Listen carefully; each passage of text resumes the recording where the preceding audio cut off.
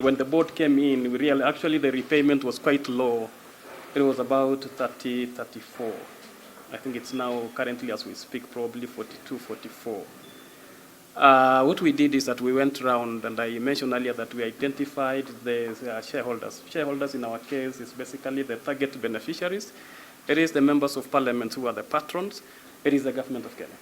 And we went around and sensitized them that this fund is actually a grant that you are supposed to repay, a grant in the sense that there is no loan, there is no interest, but it's actually a revolving fund. It's a loan that you take and you repay. And in the gray areas, there are actually probably the least in the sense developed areas of Kenya. And when this fund was given out, their perception was completely that it was a loan. It was a grant from the government, not a loan. So the board has sensitized most of them. The repayment has started to increase a little bit. There are challenges of socio-economic aspect in those areas that are lighter gray. In the areas that are blue, the perception was initially put very clear to the population that it is a loan from the government. The only thing is that it's supposed to enable you as an entrepreneur to build your business, to start your own backyard industries, to be able to develop businesses that are sustainable for the future. And the people knew from the beginning it's supposed to be repaid. They actually enticed to repay in the sense that you repay and you get a high amount, because if you start with 100, then you can take the next time even 300.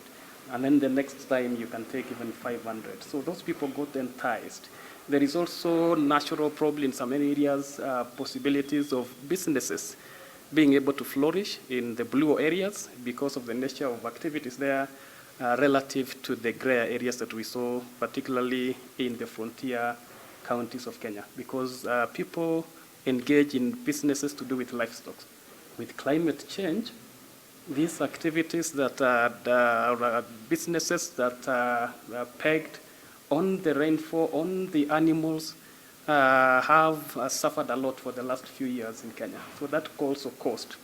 And sometimes we felt that if these funds has to be sustainable, there may be a strategy to ensure that the gray areas are lifted to a stage where they can be able to grow to blue. You also have to understand the target beneficiaries of this fund, that people who are probably quite low at the hierarchy in economics in the community in Kenya. But we had actually considered very seriously that we may need to reduce to 3 months. But the purpose of this long duration of a grace period is to enable you to build enough income, enough profit, so that you can be able to repay the loan with time. I think the proposed Hustler Fund, was it the one that I was talking of, how many? 1 year?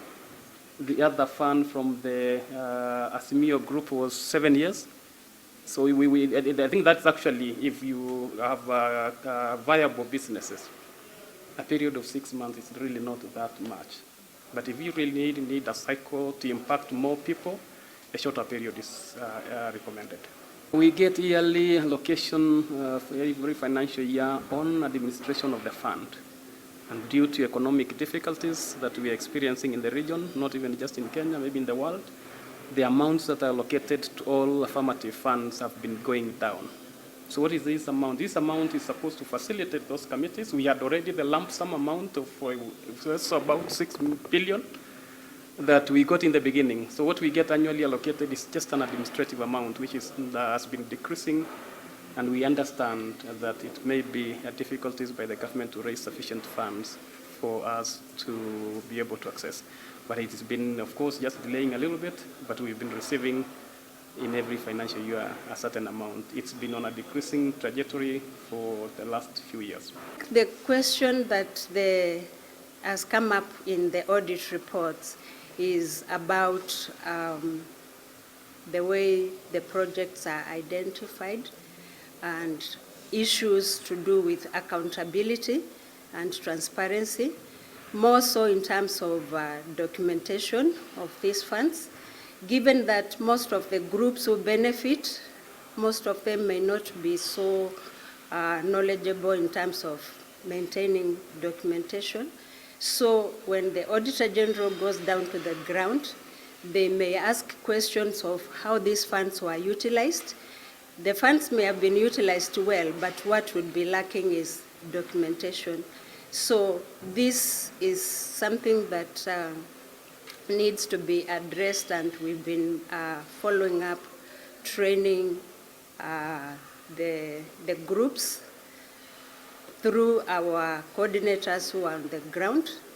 And also we are planning, especially for the women reps who have just come now, to do an induction so that they ensure that there is accountability in terms of proper documentation of how these funds are utilized. That awareness about what GAF is and what GAF does is really key, because GAF is one agent in the way government, national government, disperses funds to the ground. And it is important that the people on the ground understand that there are funds available.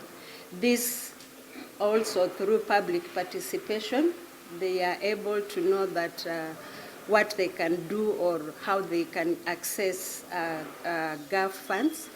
We normally have civic education, which is also entrusted to the patrons, and this is something that would help the common mwananchi know that there are funds available and that they can access them. Looking at those regulations, looking at the taxation systems, even collection of that market fees and so on, they must be looked at in order to ensure that they are not prohibitive to women's enterprises. At the national level, we have, of course, each of the funds has its own regulations that is guiding it, and that one is at least at the hands of the boards and treasury to review at different times, but they are also subjected to parliamentary approvals and so on. But at the national level, we have policies that actually hinder the growth of the businesses, and this is information that actually has been talked about in the media and so on, particularly issues of taxation, high taxations and so on, requirements, particularly for women's enterprises which are small, to be formalized rather than informal.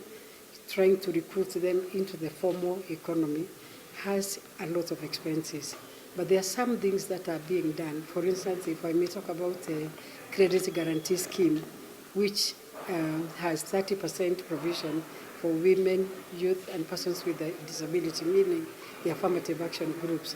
That kind of a policy, which is already saying that the government is contributing to banks so that women can have access to funds without requiring collateral and with a reduced interest, is an important policy.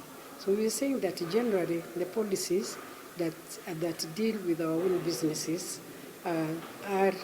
need review in order to be much more friendly to the, to the women.